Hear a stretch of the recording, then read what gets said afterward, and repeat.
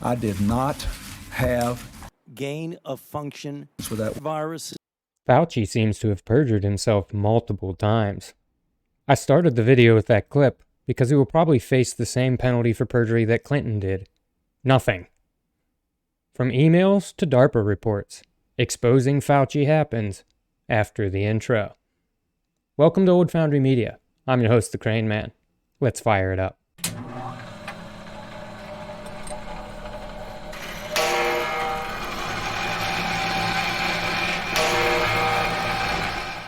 Project Veritas has obtained never-before-seen military documents regarding the origins of COVID-19, gain-of-function research, vaccines, potential treatments which have been suppressed, and the government's effort to conceal all of this.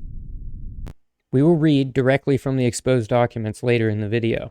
We need some background first, to illuminate what Fauci does to his dissenters. So I'll start with a montage of Rand Paul and Fauci sparring over the contents of Fauci's emails, as they concern the Great Barrington Declaration.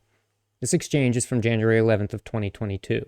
And I quote here directly from the email, to create a quick and devastating published takedown of three prominent epidemiologists from Harvard, Oxford, and Stanford. Apparently there's a lot of fringe epidemiologists at Harvard, Oxford, and Stanford. Emails tell the truth of this. No. This wasn't the only time. Your desire to take down those who disagree with you didn't stop with Harvard, Oxford, and Stanford.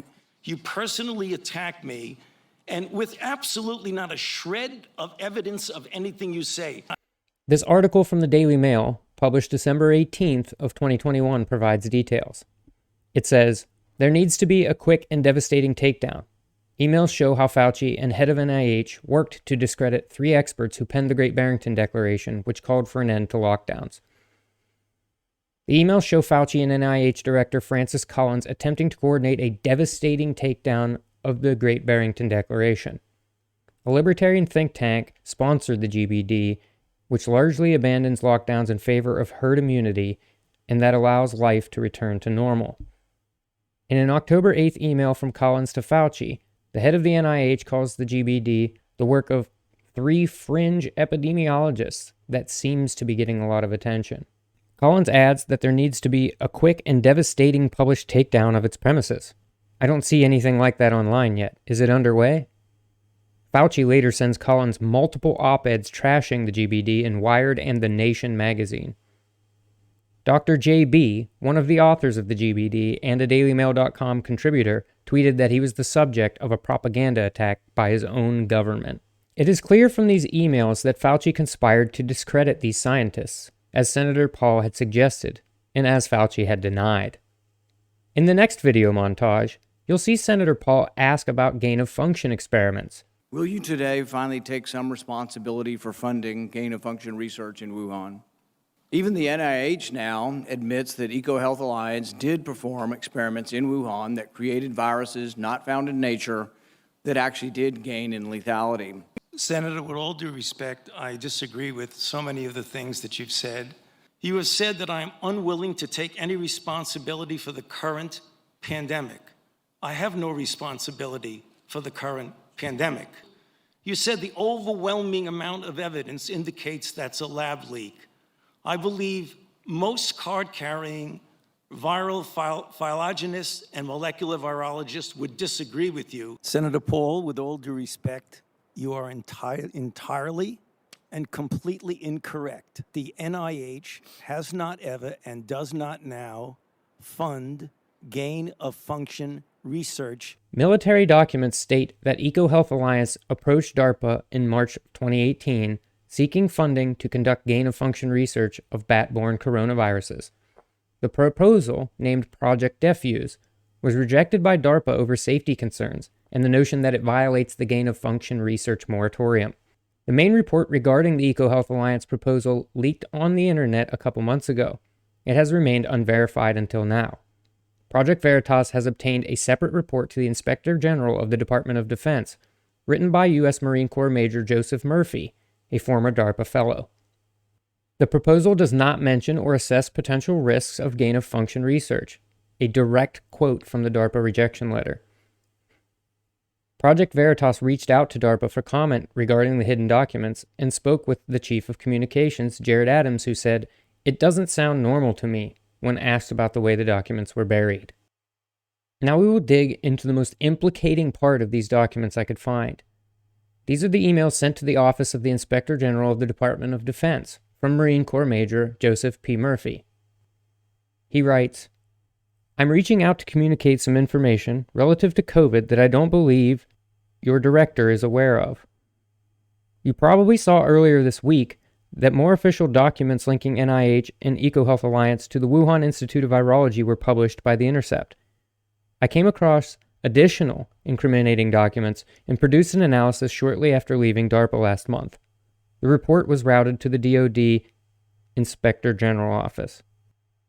It continues to say, SARS-CoV-2 is an American-created recombinant bat vaccine, or its precursor virus. It was created by an EcoHealth Alliance program at the Wuhan Institute of Virology, as suggested by the reporting surrounding the lab leak hypothesis. The details of this program have been concealed since the pandemic began. These details can be found in the EcoHealth Alliance proposal response to the DARPA Preempt program, broad agency announcement, dated March 2018, a document not publicly disclosed. The contents of the proposed program are extremely detailed. Peter Daszak lays out a step-by-step what the organization intends to do by phase and by location.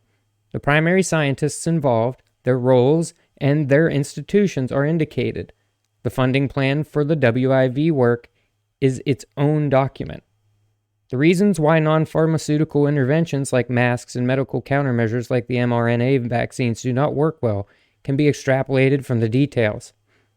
The reasons why the early treatment protocols work as curatives are apparent. SARS-CoV-2's form as it emerged is likely as a precursor, deliberately virulent, humanized recombinant SARS-CoV. That was to be reverse engineered into a live attenuated SARS-CoV bat vaccine. Its nature can be determined from analysis of its genome with the context provided by the EcoHealth Alliance proposal. Joining this analysis with U.S. intelligence collections on Wuhan will aid in this determination. It goes on to say this folder was empty for a year. The files, completely unmarked with classification or distribution data, were placed in this folder in July of 2021, which conspicuously aligns with media reporting, my probing, and Senator Paul's inquiry into the NIH, NIAID gain-of-function programs. The unmarked nature, combined with the timing, signals that the documents were being hidden. No files at DARPA go unmarked in classification or distribution, including proprietary documents. Furthermore, Preempt is an unclassified program. I will leave a link to the Project Veritas website in the description of this video for anyone who wishes to read further into this. But I want to know, what do you think of what you've just heard? If these documents and the story they tell are true, it's pretty damning for Fauci. They are irrefutable proof of Fauci perjuring himself if they are indeed accurate. Some of the points in these documents are supported by newly leaked email correspondences, which we will get to soon. Let me know in the comments what you think about the documents from Veritas. This article from the New York Post details the newest batch of emails that have leaked. The contents of these emails do not serve to reinforce any of the positions Fauci has taken under oath. They actually seem to, in my opinion, corroborate the documents from Project Veritas, as the contents are not all that different. The article says, on April 16th, 2020, then National Institutes of Health Director Dr. Francis Collins sent Fauci a link to a report by Fox News host Bret Baier, which stated that multiple sources who had been briefed on the origins of COVID-19 believed it emerged from the Wuhan lab. Wondering if there is something NIH can do to help put down this very destructive conspiracy with what seems to be growing momentum, wrote Collins. I hoped the Nature Medicine article on the genomic sequence of SARS-CoV-2 would settle this, but probably didn't get much visibility. Anything more we can do? Ask the National Academy of Sciences to weigh in? I would not do anything about this right now. It is a shiny object that will go away in time, Fauci responded to Collins early in the morning of April 17th. 2 months earlier, on February 1st, 2020, Comer and Jordan claim Fauci and Collins took part in a conference call with at least 11 other scientists in which they were warned that COVID-19 may have leaked from the Wuhan Institute of Virology. But it's unclear if either Dr. Fauci or Dr. Collins ever passed these warnings along to other government officials, or if they simply ignored them. One participant in the call, Tulane University virologist Robert F. Gary, wrote in a follow-up email that I really can't think of a plausible natural scenario for the emergence of the virus. However, Gary later signed his name to a paper called The Proximal Origin of SARS-CoV-2, a draft of which was sent to Collins and Fauci before it was to be published in Nature Medicine. This was the paper to which Collins referred in his April 16th email to Fauci, and it stated, "Our analyses clearly show that SARS-CoV-2 is not a laboratory construct or a purposefully manipulated virus." After speaking with Drs. Fauci and Collins, the authors abandoned their belief COVID-19 was the result of a laboratory leak.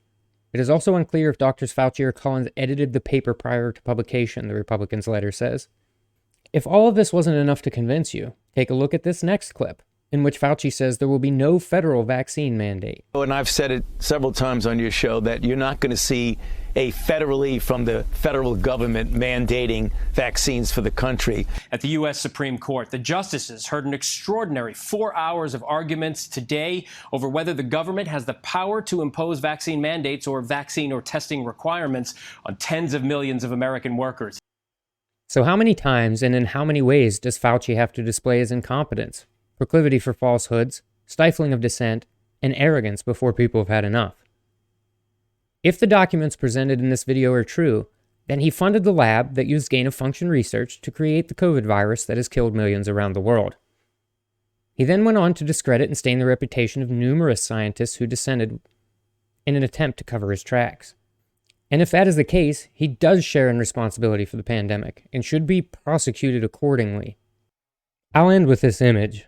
What do you think it's about in light of these new revelations? Like and subscribe if you enjoyed the content. This is the Crane Man, punching out.